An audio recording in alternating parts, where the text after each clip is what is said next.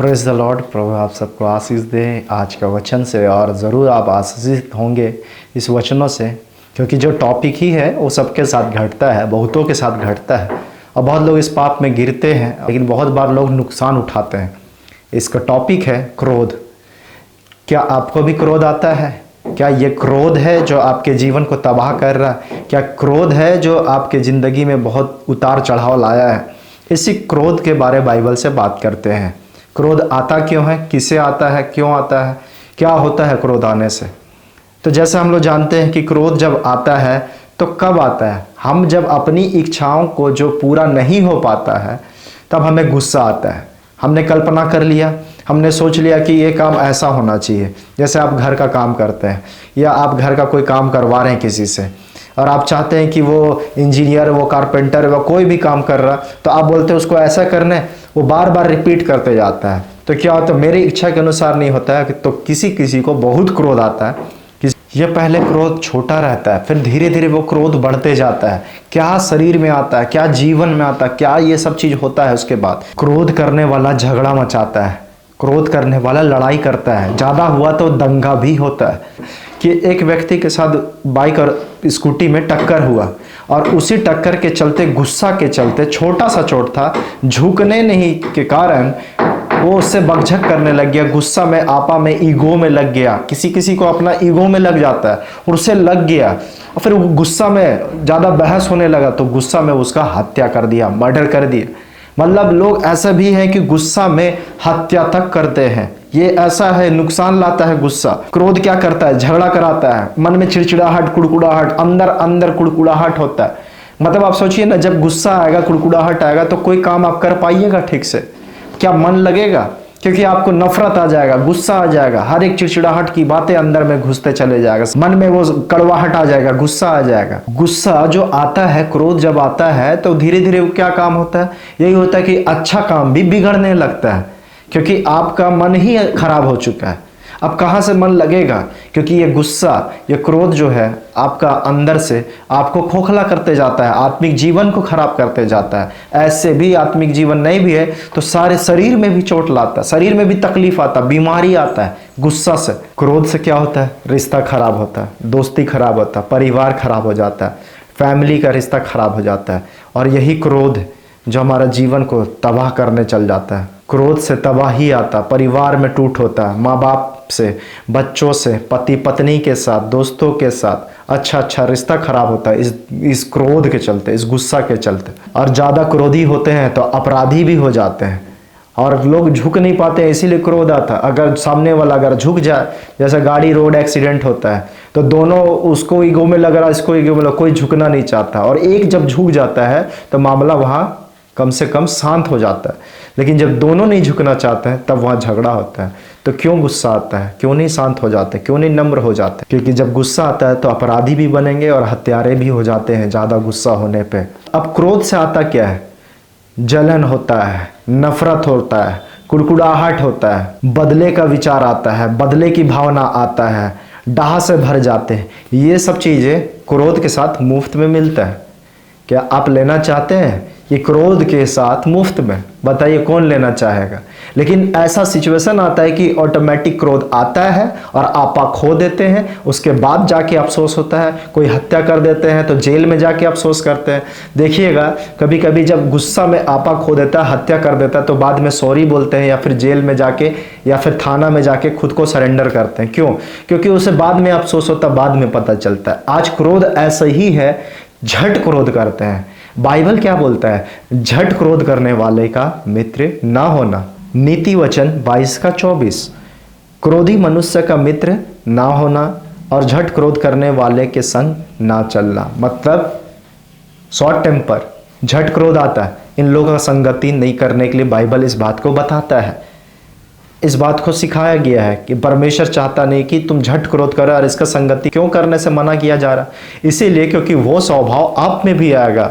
वो आप नहीं हैं ऐसा स्वभाव वाले, क्रोध करने वाले, झट क्रोध, शॉर्ट टेम्पर नहीं है, लेकिन उसके संगति करेंगे तो आप भी उस चीज़ों में आएंगे और आपको भी शॉर्ट टेम्पर होना स्टार्ट हो जाएगा। कि बुद्धिमान की संगति कर तो तू भी बुद्धिमान हो जाएगा, मूर्ख की संगति कर तो मूर्ख हो जाएगा, अब एक क्रोधी का संगति कर तो क्रोधी हो जाएगा, एक आत्मिक जन का संगति कर तो आत्मिक जन होगा।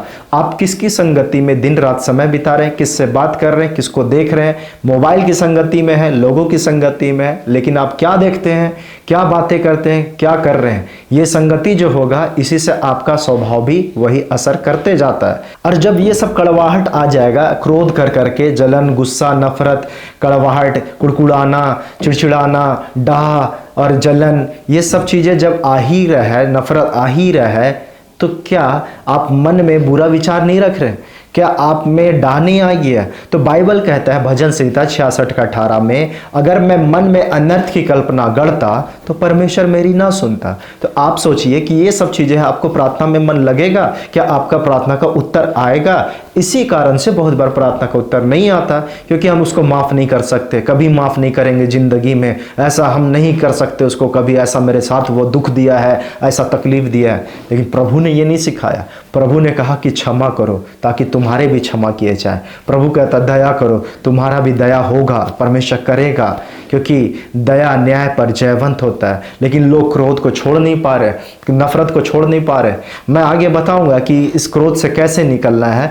आप आगे बातों को सुनते हैं कि क्रोध में क्या क्या नुकसान होता है, क्या क्या हानि होता है और कैसे कैसे कारण से आता है। क्रोध में या तो खुद का मृत्यु होगा या फिर सामने वाले का मृत्यु होगा, मतलब मृत्यु निश्चित है। क्रोध करने वाला हत्यारा भी हो जाता है, और जब हत्यारा है तो उसमें जीवन नहीं है। मतलब बाइबल कहता है हत्यारे में जीवन नहीं है। अब आप सोच के देखिए, क्रोध करने वाला हत्यारा है, क्रोध करके हत्या कर दिया, तो उसमें अनंत जीवन कैसे होगा? वहां जीवन की बातें ही नहीं होगा। पहला यूहन्ना 3:15 में कहता है, जो कोई अपने भाई से बैर रखता है वह हत्यारा है, और तुम जानते हो कि किसी हत्यारे में अनंत जीवन नहीं रहता। अब आप सोच के देखिए, क्रोध करेंगे, क्रोध तो कंट्रोल नहीं किया जा सकता, फिर क्या होगा? हत्या होगा, फिर हत्या होगा तो क्या होगा? उस व्यक्ति को अनंत जीवन नहीं। तो बैर नफरत आएगा कहां से? क्रोध से, गुस्सा से, नफरत ही आता है। तो इसीलिए इस चीजों से आप सावधान रहें कि क्रोध ही ना आए, कि नफरत ना आए। और जो क्रोध करने वाला है उसका जिंदगी आसान है, वो किसी को छेड़े बिना, किसी को झगड़ा किए बिना, लड़ाई किए बिना रह ही नहीं सकता।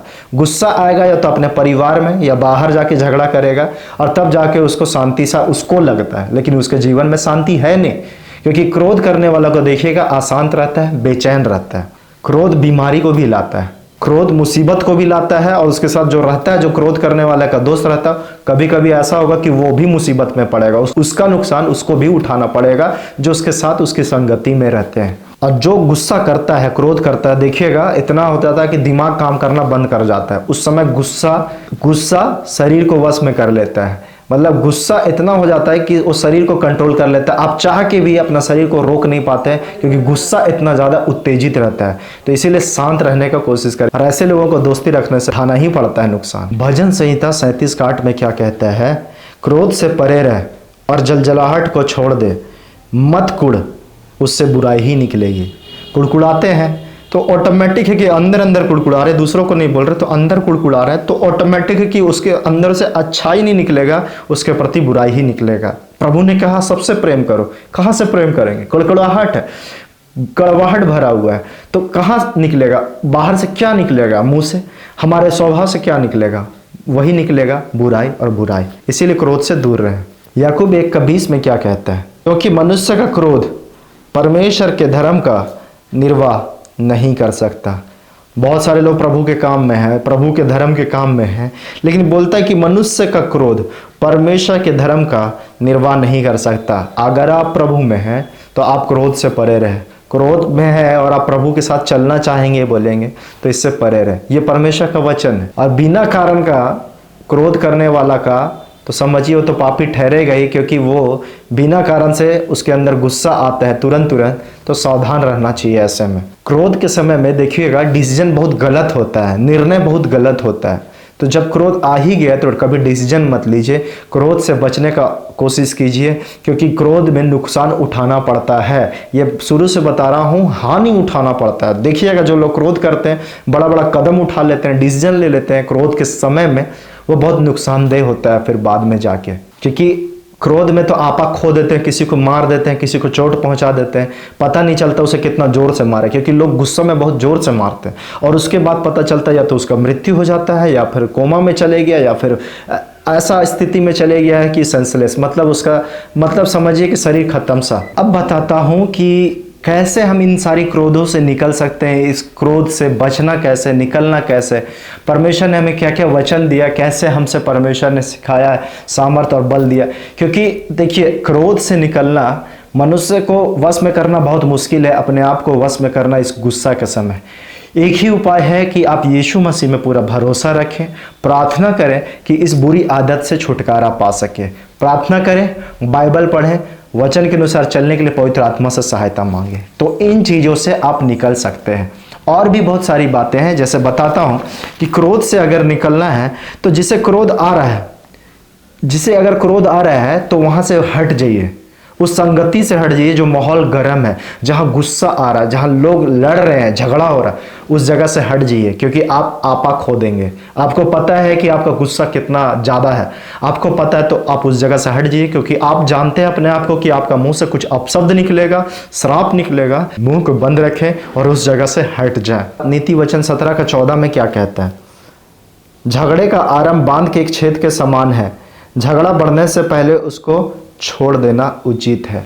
तो समझिए ना, झगड़ा क्यों आता है, क्यों होता है? गुस्सा तुरंत नहीं हुआ, गुस्सा आया, मन में आया, तब जाके वो क्रोध आता, फिर उसके बाद वो झगड़ा स्टार्ट हो जाता है। और प्रार्थना करें और पवित्र आत्मा से सहायता मांगे, बाइबल पढ़ें, प्रभु के साथ समय बिताएं, उपवास प्रार्थना के साथ आप इस सारी चीज़ों से बचने के लिए सहायता मांग सकते हैं पवित्र आत्मा से, यीशु से प्रार्थना करके उस जगह से निकलने के लिए और अपने मन को शांत करने के लिए। वैसा संगति से हट जाइए, वैसा ग्रुप से हट जाइए, निकल जाइए उस जगह से। कि बहसबाजी से बचें, जहाँ बहस होता है, अशुद्ध बकवाद होता है, उस जगह से आप बच जाएं। जब बकबक होता है, कुछ ऐसे बातें और क्रोध स्टार्ट होने वाला है, पहले ही वहाँ से निकल जाए। मुंह से कुछ ना बोलें और अपना मुंह को कंट्रोल कर लें, मुंह को बंद रख लें, छोटा बनने की कोशिश करें और नम्र बन जाए और अपना स्वभाव में नम्रता लाएं उस जगह पर, उस सिचुएशन में, और झुक जाएंगे तो सिचुएशन टल जाएगा। बाइबल प्रार्थना में सही से समय दीजिए तो आपका क्रोध शांत होने लगेगा। कि जब क्रोध आ जाए